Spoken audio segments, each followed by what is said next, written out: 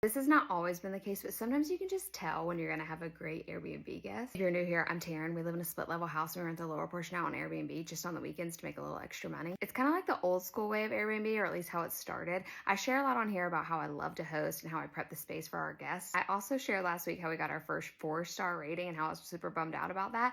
I got a lot of feedback from that. And I get it, a 4-star doesn't seem that bad, but in the Airbnb rating scale, a 4-star seems like there's something wrong. So a 4-star kind of is bad. I'm gonna share a positive experience about last weekend's guest. In the first message, I knew we were gonna get along. And sometimes you don't get this much feedback for guests, but I personally love it when they share this. So he told me he was surprising his girlfriend. He was taking her on this beautiful hike here, which I'm super familiar with.